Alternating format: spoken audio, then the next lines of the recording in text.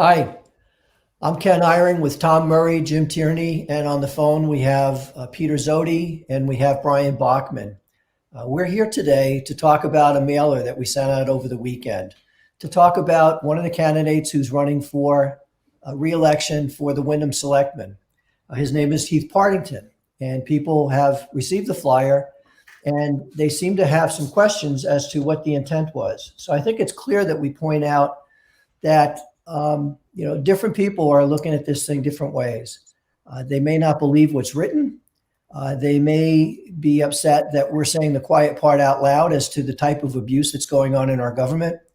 And they just may be outraged by the behavior that's being exposed. And Mr. Partington is not the only person that is It's abusing 5 o'clock. his position in office. So the first thing that I want to talk about is our organization, the Government Integrity Project. This is our homepage on our website. You can go there by looking at the gipamerica.org. It'll redirect you to this website. And our mission statement is clear. It's to unite the country and demand action of our elected and appointed representatives, to hold them accountable to their oaths of office, and to protect and restore our liberties as defined by our country's founding documents. So, with that said, let me turn it over to you, Tom. Why don't you lead us into this whole discussion and why these people are here and why they've joined us and what input we're looking for. Yeah. So what started this was a mailer that had gone out by the Government Integrity Project that basically, and I'll read it out loud. It's Heath Partington is bad for Wyndham. And B, bully. He pressured his neighbor to sign a zoning petition. When she hesitated, Partington used a veiled threat to try to intimidate her. A was for above the law. He ignores zoning laws when it comes to his family's use of a seasonal home on Cobbetts Pond. And the D was for development hypocrite. He supports development in Wyndham as long as it's not in his backyard. So I'd like to go to the back of it, and I'd like to just go through this line by line. Public servants are not above the law. So first of all, Wyndham's selectman Heath Partington is up for re-election. But during his time in office, he has consistently abused the power that we have entrusted in him. And there's no excuses. So first off, he's experienced as a former chairman of the Wyndham Zoning Board of Adjustment. And he also serves currently as an ex officio member of the planning board. So I think it's clear to say that he knows Wyndham zoning ordinance. Yet his family's use of a seasonal home on Cobbetts Pond hypocritically violates those ordinances he compels you and I to follow. Okay, so let's bring in Jim Tierney on this and get his thoughts. Tom, why don't you bring up the documents, and Jim, if you could walk us through them, that would be great. Jim is the Manchester code enforcement officer. Yeah, so I saw the documents that you guys provided, which was the assessing records and a letter in the building file that stated that it was a seasonal. And so that document right there, which was done, I believe, in 2011, and I didn't see any other documents or that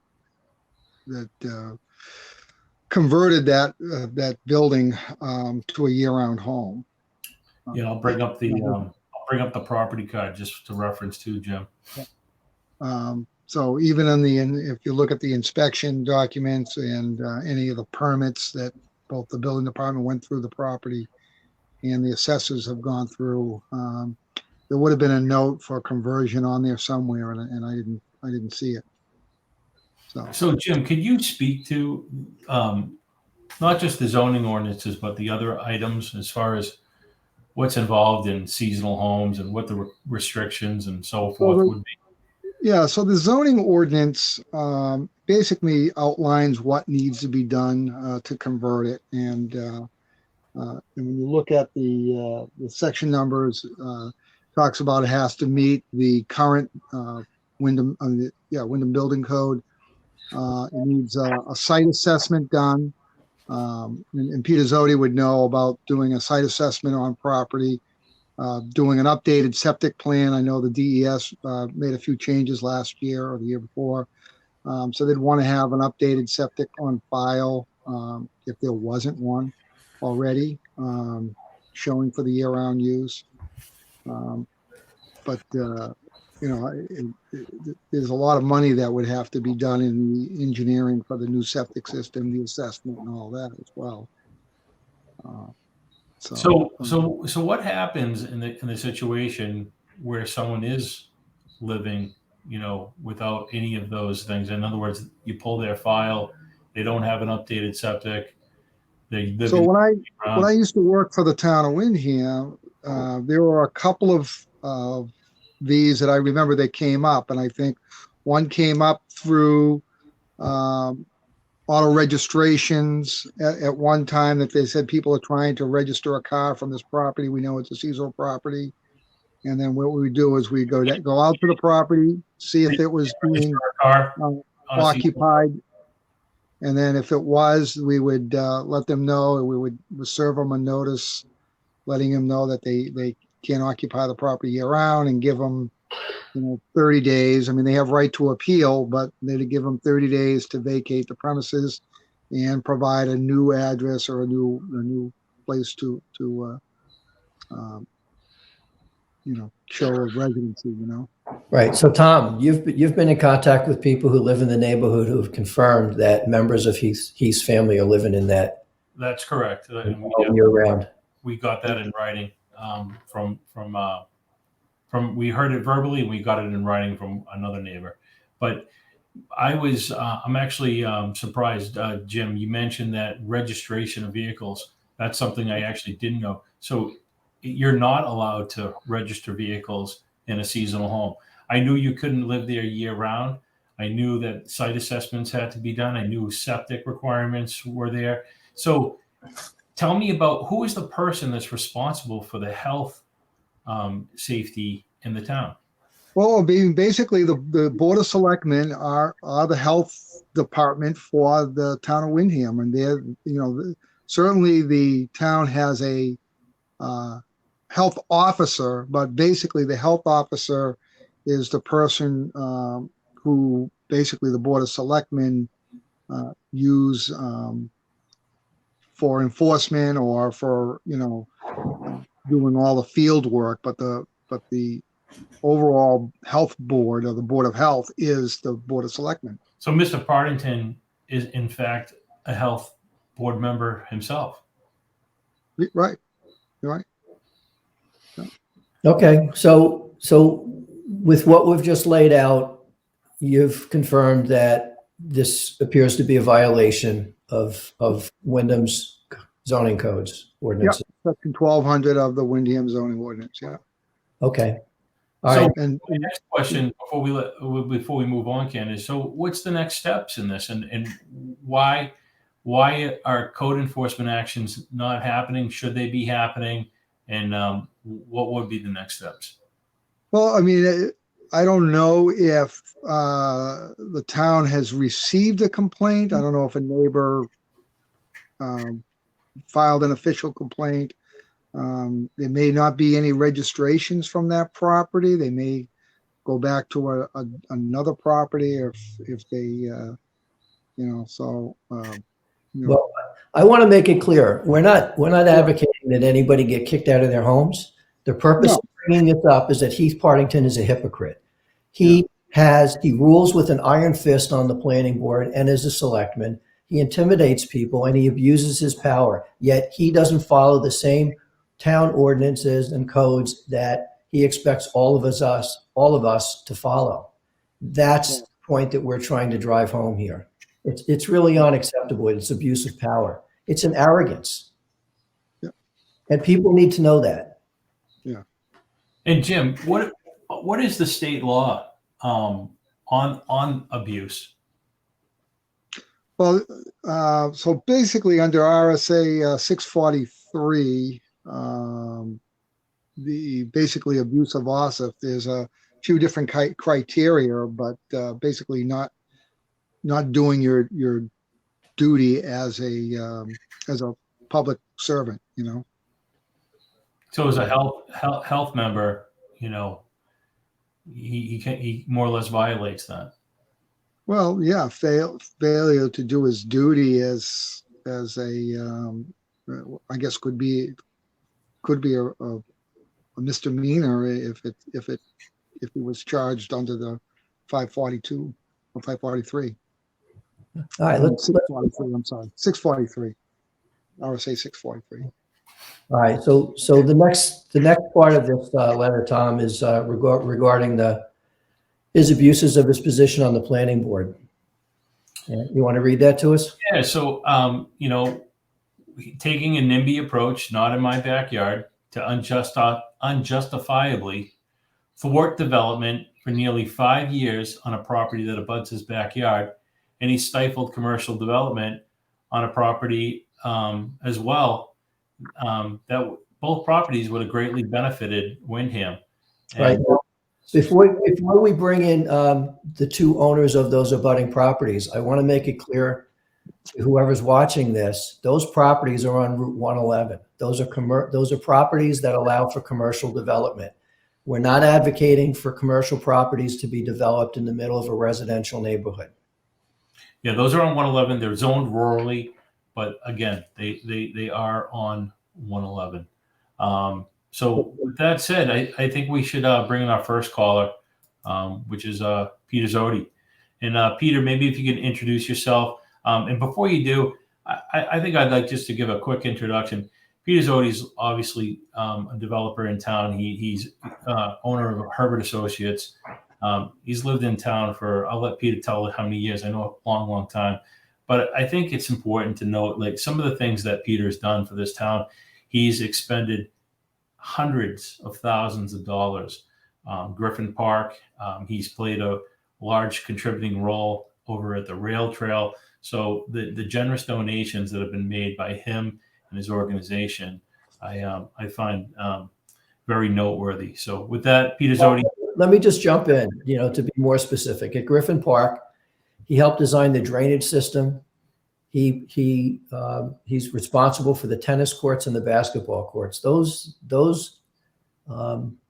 recreational facilities are enjoyed by many people. And, out of the graciousness and goodness of Peter's heart, he has contributed dearly to this community, and it's outrageous at how he has been treated. Peter, how we doing? Good, sir. Good, sir. Thank you very much for acknowledging the things that I have done for the town. And I don't know. For example, I own 43 acres next to Mr. Parkington's house, and I owned it for, I don't know, 16, 17 years. I can't do really. I am in residential zone. I tried to do some condominium there. I made sure that I cannot do that. I was advised by some people in town, selectmen in town, why don't I do commercial in the front, residential in the back?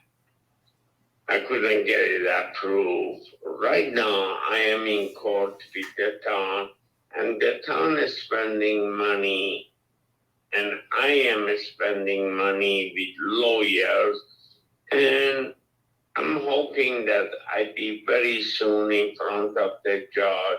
Once we've been in front of the judge and stuff, it's waste of money in reality. In reality, we are spending so much money in town of Windham on lawyers that if the resident knew how much money the town spent, they would vote differently. Okay?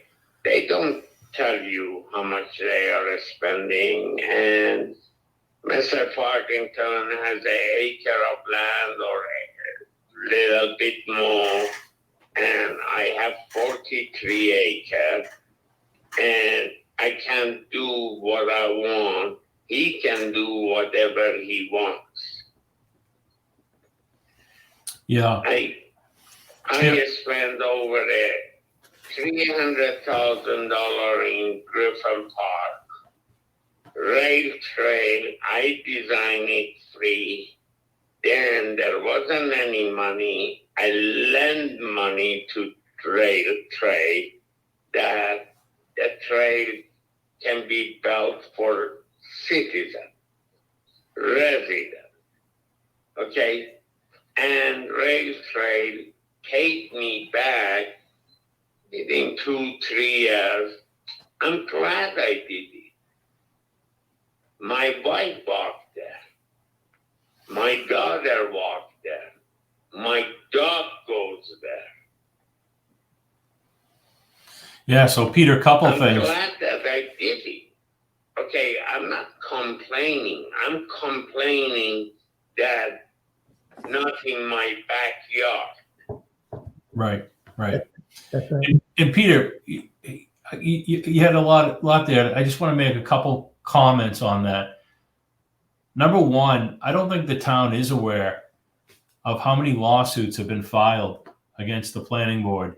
In fact, I don't think anyone's aware of how much we have blown that legal budget by, which is significant. And I've actually did a 91A, and I got those documents from Dave Sullivan, and I was absolutely shocked to see the amount of money and the decisions that have been coming back from the judges. I read those dissents, and they're very concerning. And I think that townspeople need to pay more attention onto why those monies are being spent. And from my own point of view, I think it's frivolous and not necessary. The other comment, though, that I wanted to make, and maybe you could share this with us, every time you come in for another proposal, that's got to be a lot of money every time you develop another plan, another set of plans. Can you speak to that? I mean, these days, we do the plan and we know that they deny. Look at Dr. Butterfield. Look at the paperwork that his attorney sent to Alex, our director of planning board. Okay, 50 pages. Okay, they, not Alex, but the selectmen don't care. The night that I go for hearing, they decide to change their zoning. Yeah, that was unfortunate. Okay, his family came here in 1800. We have a rock called Butterfield Rock in the Gulf Coast. Okay, and now they want to subdivide some of their land, and they can't. They can't. Yeah, it's one of the last residential. When you change the zoning last minute, when I say change the zoning, proposed change of zoning, that we will find out this Tuesday how the voter will vote on it. It's not right. It's not right. Butterfield family bought the land. That is their 401k. Okay? Some people buy a stock. Some people buy land because they want to enjoy land. And when they're retired, they want to cash out on their investment. But today, you cannot do that in Windham. Yeah, that's an unfortunate situation, and I'm actually just referencing that's Planning Board Amendment 7, and I would recommend a no vote on that amendment. And I don't like the way that was done. It was done last minute. It was done designed to affect that property and that property alone. It's one of the last residential B zones. It's concerning to me that they would go ahead and do something in such a targeted fashion, especially to somebody like Mr. Butterfield. Dr. Butterfield's been in this community.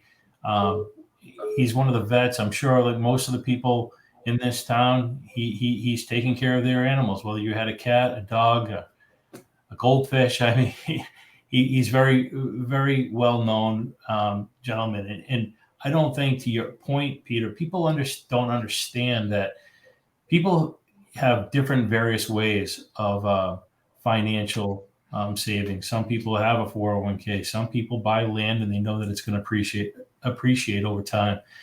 When it comes for them to go ahead and finally build on their land, and it's their land, they're looking at constitutional land takings and restrictions that are just so egregious and designed to strip away any density whatsoever that would make a project viable.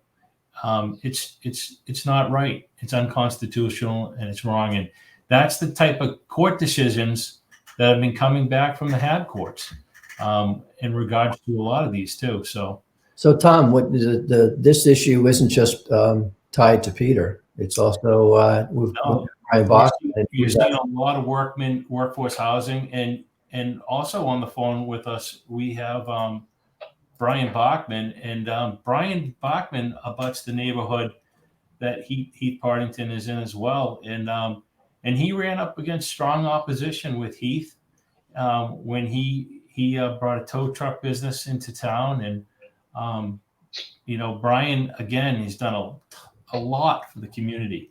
He used to service all the fire trucks, the police vehicles. He was, Johnny on the spot if any of the police department needed anything, fire department needed anything. It was a big asset to the community. Brian obviously owns a towing company. So, Brian, I'll let you introduce yourself and just weigh in on the conversation. Yep, I'm Brian Bachman. I own Bachman's Towing. I do not own the property anymore that's over there at 120 Havel Road, which abuts that whole neighborhood that he is in. And he kind of came in right in the middle of it with me as far as what we were trying to do is not expand as far as put a bigger building up and everything right in our backyard, which Peter had to take care of all the planning and all that on it too. And I think basically where the quote came from of not in my backyard started for me with him, because he came in the middle of this, and it was basically branded out right away that, you're not doing this in my backyard. And it's not fair, because if one person's going to have to abide by one rule, then he should have to abide by one rule, or anybody altogether. But basically, I had to move out of the place because of the same thing all you are referencing. It's money. You have lawyer fees. You're expected to go in front of the planning board. Maybe, let's see, with my new shop, which is on a lot bigger aspect, you're in front of the planning board maybe 3 times. When you get in front of Wyndham or get in front of any of the boards in Wyndham, especially with what's going on with him towards me, it was like you never knew when it was going to end. And it just got so expensive. And I'm talking expensive, like between the engineering, never mind the lawyers. I couldn't even put a number on the amount of money I spent in lawyers. And it just gets to a point that you can't afford it no more and you have to leave. And I came into a town that was expanding and needed my kind of help.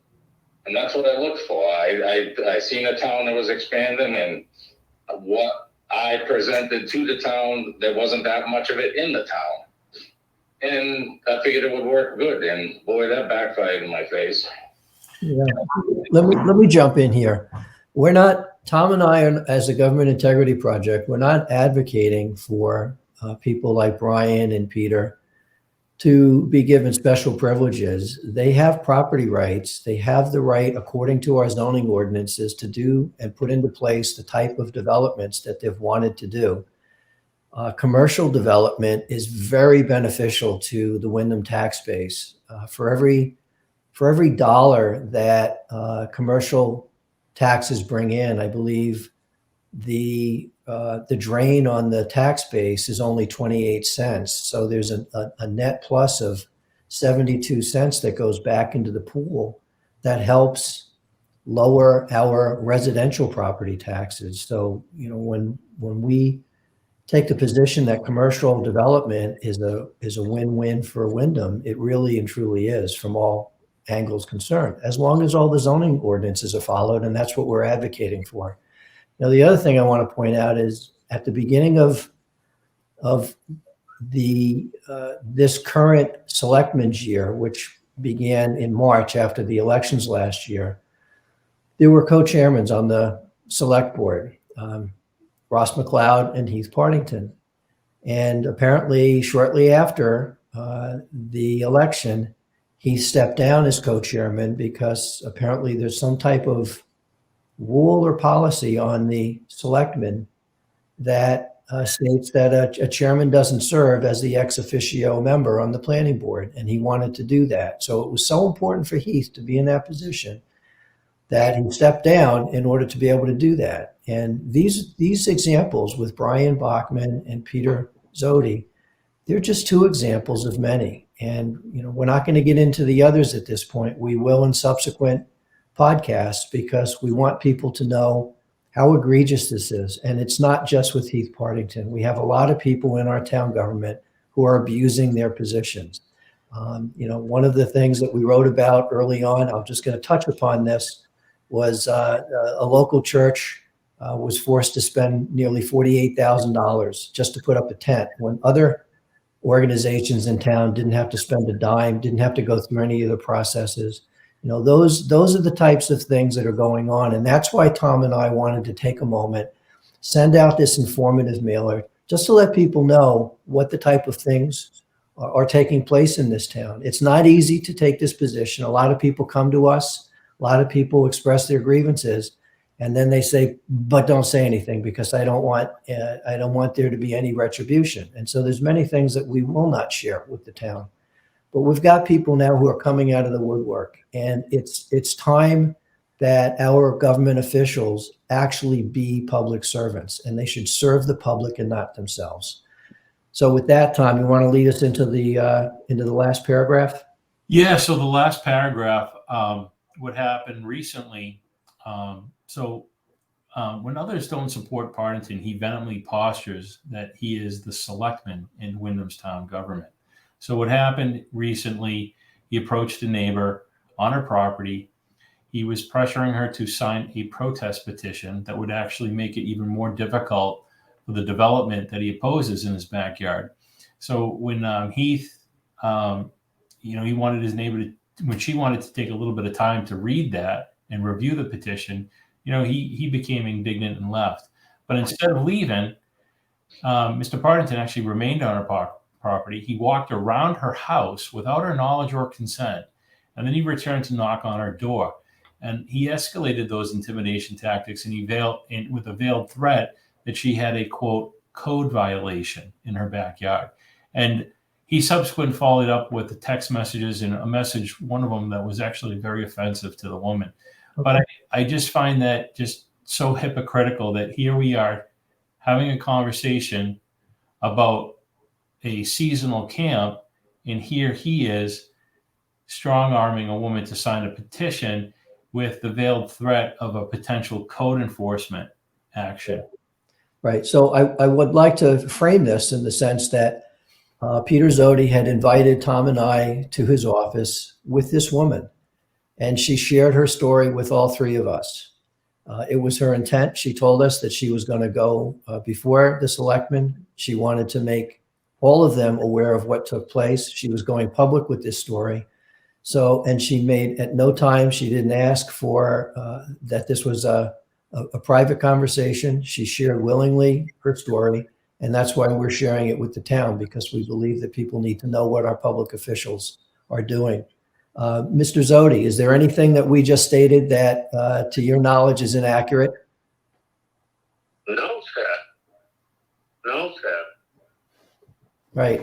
This woman, I can tell you, was extremely upset at what took place.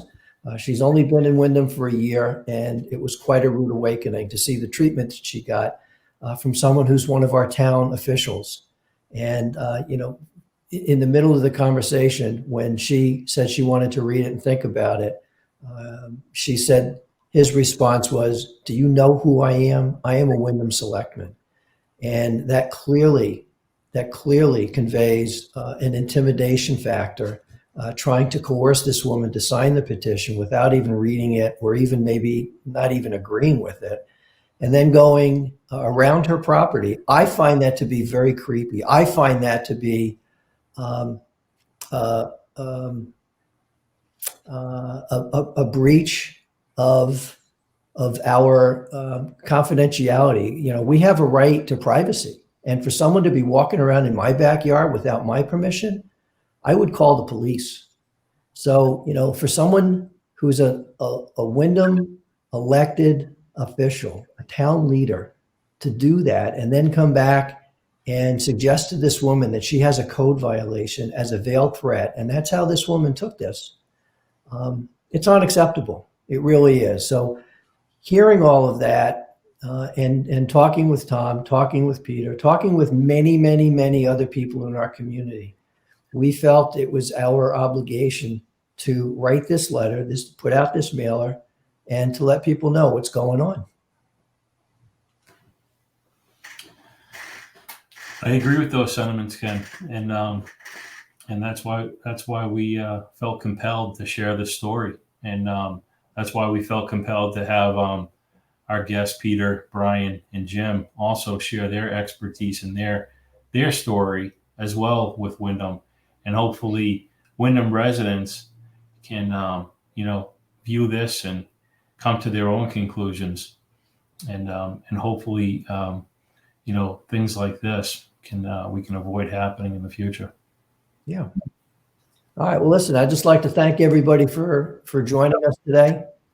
Peter, do you want to say anything else in closing? Peter, do you have any last thoughts? No, not really. Just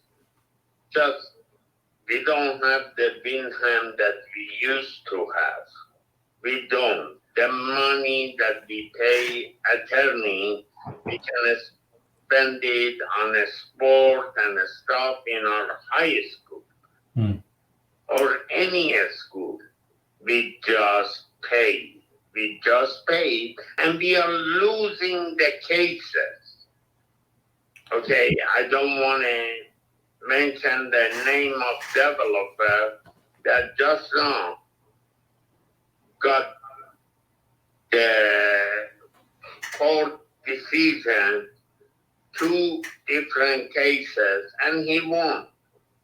I want to know how much money we spend on that case. Right. I want to know how much the town spent with me or Brian Bachman. I bet you Brian spent 50 grand with me for engineering, and I would say 90 grand for attorney. If he has spent 90 grand for attorney, it means town has spent 90 grand with the attorney. This lawsuit of Brian started, I don't know, Brian, you can correct me, 25 years ago, and went to Supreme Court of New Hampshire. And he won his case. Yep. Yeah, and Peter is correct. It went all the way up there, and yeah, I spent in and above 100. Yeah. And that's I just wish, hopefully this starts where you can get cured up and people don't have to go through what we're going through or what we went through or what I went through. And it's unfortunate. Still going through. Yeah, and that's unfortunate, Brian, because Peter, yourself, you guys aren't the only examples. There's a lot more, and that's just this year alone. The budget's probably fivefold what it would normally be. So hopefully, the citizens of Wyndham, can start to look at this with Right. an objective eye and see things. Because Peter, I think what you struck with me is it isn't the Wyndham that it used to be. And I grew up in here. I 79, my parents moved up here, and it's not the same. It's different. Well, Tom, one of the things that Peter expressed to us before we went went live is that it now costs close to $8,000 to $10,000 just for the engineering costs if you want to put up a shed in Wyndham. A shed. But that's just Wyndham. That's not across the state. No. Jim, you confirmed that. Yeah. It's Wyndham has its own special set of rules that make it so difficult for anybody to do anything. I joke around with people, but I'm really kind of half joking that I can build a skyscraper in Boston. I actually did. I put a 6-story up in Hanover Street in the North End with less paperwork than I could put a shed in a place in Wyndham. And it's a joke, but it's not really funny. It's true. It shouldn't be so difficult to do something so simple. Yeah. And it shouldn't be so expensive either. Yeah. Jim, did you have any last words? Well, the only thing is talking about the ordinance changes that are coming in for vote. I look at some and they're trying to do further setbacks from vernal pools. Yeah. And then even like rezoning the Butterfield. The average person, when they read these town ballots, it has no detail. They don't know what they're checking. They just see, recommended by the planning board. Oh, it must be good, and they check it off. And I think you guys do a good job of trying to get out, some information with trying to, they think, it's not going to affect me, but then they feel a few years later, I want to do something. Oh, guess what? Yeah. Oh, well, that zoning changed, and no, you can't do it anymore. Yeah. Perfect We don't example. allow anything. Housing. So, looking at a lot of that stuff that's upcoming on these, I think people really need to look where you live and probably vote no on most of them. Yep. I didn't see anything that was really worth. That's a telltale sign. They're trying to make Recommended. changes to Appendix A1 that they've had for 25, 30 years. It's crazy, and I don't. Some of the stuff. I mean, I haven't gone to any of the meetings on it, and I couldn't find anywhere on the website where they actually gave details, unless I read minutes from the planning board meeting. But looking at the ballot in general, it's so vague. It's like, and I know the ordinance, and I'm reading it, going, I don't know. I don't understand what they're trying to do. So there's a hidden agenda in that voting coming up. So Yeah, I think you just said it is a hidden agenda. So Yep. Pay attention to the planning board articles that are on the ballot this I year. think Peter Zodi probably knows every one of those and what to look out for on that. Yeah, and it's a no on 7. All right. Well, thank you everybody for joining us. Yeah. Thank you very, very much. You're welcome. Well, thank you for everything you've done for our community. Yeah, thank you, Peter. Thank you again. Thank you for all the things that you've done for this community. Thank you, sir. Take care, Brian. And thank you as well, Brian. You got it. All right. Take care, guys. Take care. All right, Thanks, thank you very everyone. much. Okay.